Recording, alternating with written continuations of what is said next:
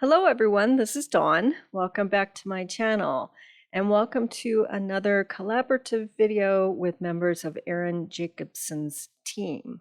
So this month, it's the third Friday of the month and we do our collaborative videos every month. And this year we're starting with various techniques. So this month we are featuring ink blending techniques, ways to use ink on your layouts and change up some embellishments and just give a different look. So there's lots of different techniques and there's lots of different tools, and you can use your choice of a small blending brush, different sizes of blending brush with soft tops to them, or sponge tip applicators. And there are a couple others as well. So really it's just comes down to preference. So the papers that I'm going to use for my layout are from Nature Walk. And this collection just has so many ways to use it. Beautiful colors and lots of just basic earthy sort of designs. So I'm going to create my layout using these papers here, and the pictures I'm going to scrapbook are from a trip that my husband and I took down to the Great Sand Dunes National Park here in Colorado, and it was last summer, a couple hours drive away, and this is us at the park. So I've got some pictures of us there in the sand. I'm going to use some flip flaps, the 3x4 flip flaps there for this stack here. And my pictures are going to get set up something like that. And then I also picked up a sticker from the gift shop. So my base is going to be these two patterned papers, and I'm going to layer over it with some of this crumb cake grid paper. Looking at the script one, I think that's a little too dark. So I'm going to use the crumb cake, and this will be the base for my photos. So I'm going to kind of layer it like that on the left page, and then I'll use a full block over on the right. So let's go ahead and cut this. And I'm looking at the pattern of the crumb cake paper, and it's got some distressing, and there's some darker colors down in that area on the lower corner. So I'm flipping my paper around so that I can keep that and I won't be cutting that away. So I'm doing a square of 8.5 for the left page so that I can have that side block of the pattern paper on the left. And then on the right page, I'm going to cut 8.5 inches so it can carry over to the right page. So off screen, I will cut my patterned paper that's underneath that. So I'm going to layer everything on a piece of white cardstock on the right page so that I'm not wasting all of that beautiful pattern paper over on the right. So that I will do off camera. Okay, let's bring the pictures in. I'll do this multiple times just to check and double check and kind of lay things out. I want to use that block there that explains how the sand dunes came to be in Colorado. It's pretty surprising the first time you see them. I remember when I was a kid and we went there, and just to find these sand dunes like you would see next to the ocean, but they're at the base of mountains. So pretty cool. Okay, so my title, I'm going to use these banner alphabet dies. They're like 2.5-inch tall alphabet font letters. So you can do a great big title on your page. It's a great set. And I'm going to do sand over on the left page and then dunes over on the right page. So this set is called Outdoor Adventures, and I'm going to use this stamp that it says The Great, but I'm going to block off the word the just to have the word great. And then I'm also going to use the dies that coordinate with this collection to cut out several of the hiking boots and then the mountain range as well. And then I'm also going to use this stamp set that is called Scenic Adventure to create some mountain range die cuts. So I'm going to use cardstock that is basic beige, crumb cake, pecan pie, and early espresso, and I'll do variations of the dark and light colors. Okay, so I cut out my letters using basic beige, and it's the light color of basic beige. So I have sand and dunes, and it's going to be set up like that.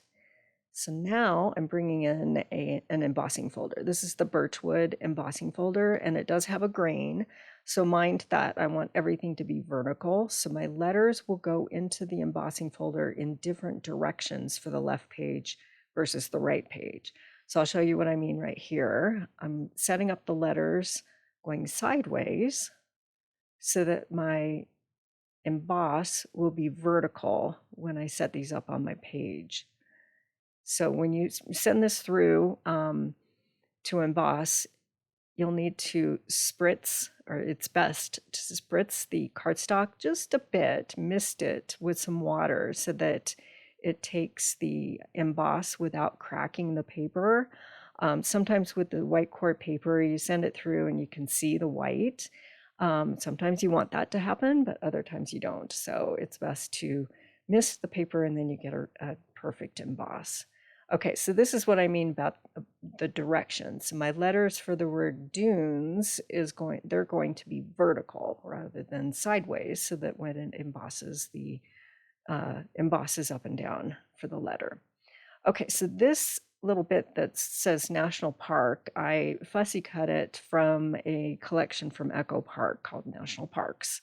And then to do the word great, I've got a scratch piece of paper of the basic beige, and this is masking paper. So I'm just going to cut off a little bit, and it's low tack. So you can use, I don't know, washi tape, you can use purple tape, or you can use masking paper. So, or a 3M sticky note to do this.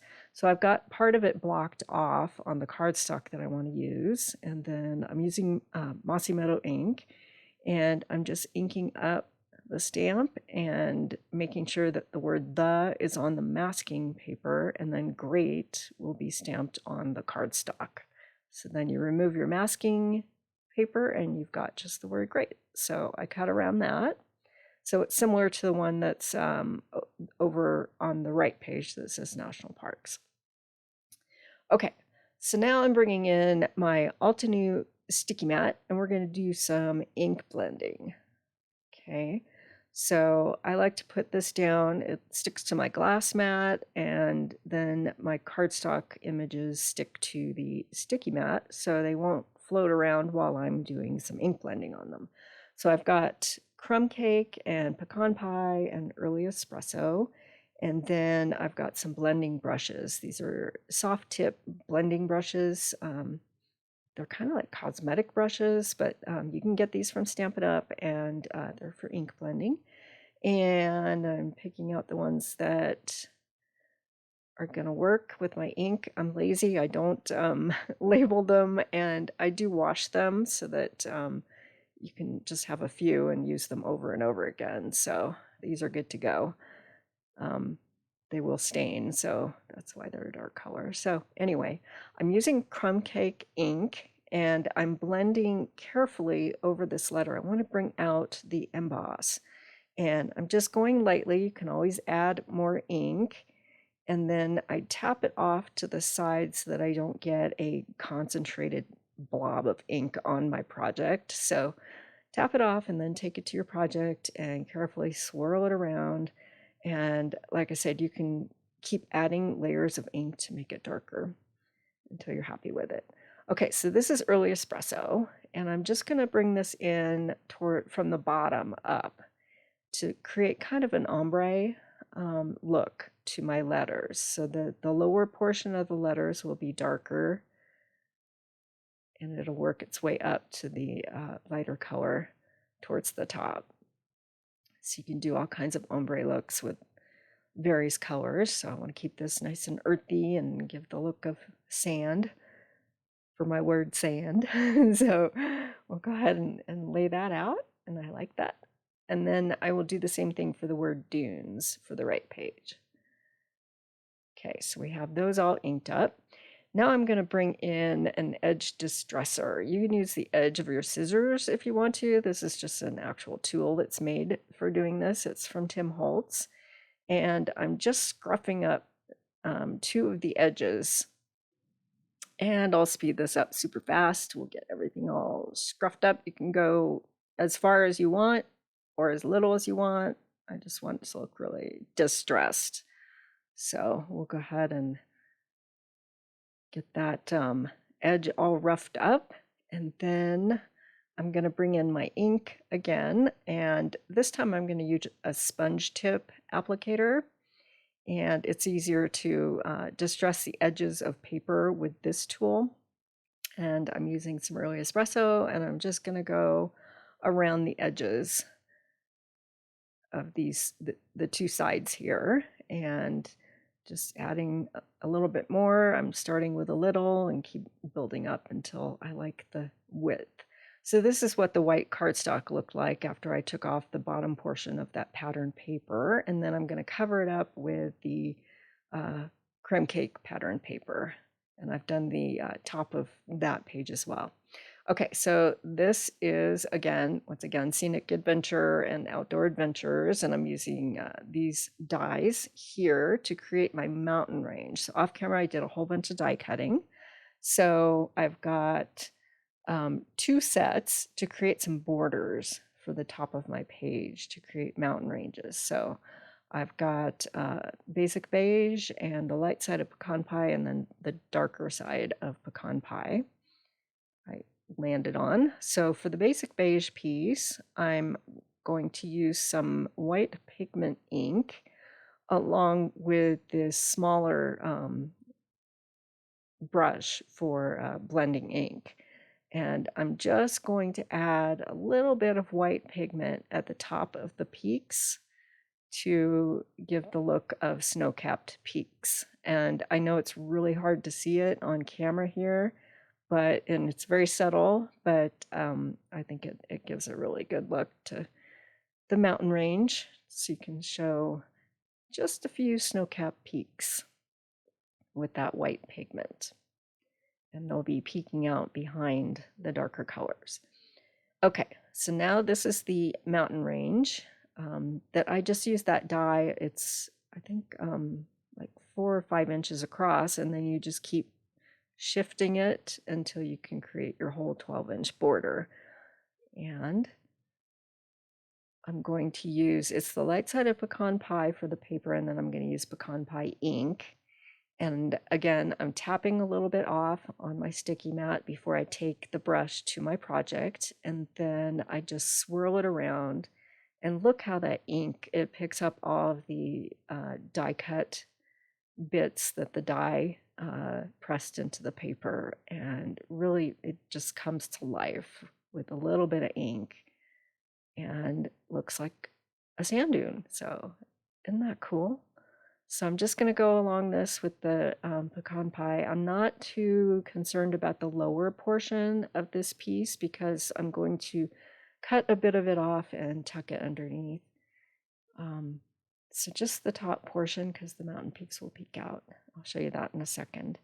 Okay, so this is the dark side of pecan pie, and the rest of these mountain peaks, I've got them cut out, and I'm using early espresso, and I'm going to do the same thing. It has some embossed and cut details in this piece as well, and so the ink will bring those out too. So we'll go ahead and swirl some ink. You can leave some pieces, parts, areas that are not completely darkened with the ink so that it gives some texture and definition, and the way the light's hitting it gives a realistic look.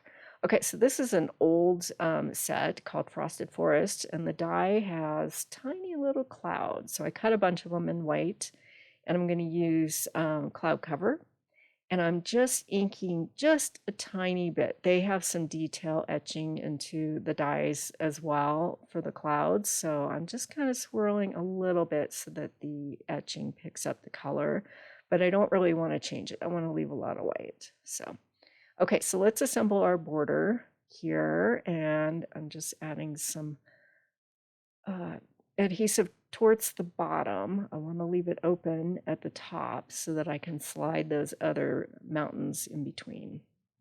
Okay, so we have that set up, and then we'll take these other mountain peaks and kind of fill them in, and I'll shift them around once I start adding glue off camera so you can see them a little bit more, but that gives more of a three-dimensional sort of feeling to it. And the layers of the way the light's hitting the mountains. And as they go up in elevation, they get darker and then light with the snow caps. Okay, so I'll be cutting off that bottom portion of this strip off camera.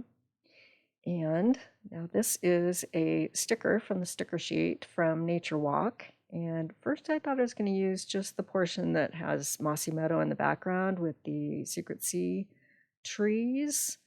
But then I decided to shift that whole sticker up, and you'll see that in a minute. So let's get our clouds above our mountains first. So I'm going to layer these in. Some will overlap each other, and that just kind of go along the top edge there.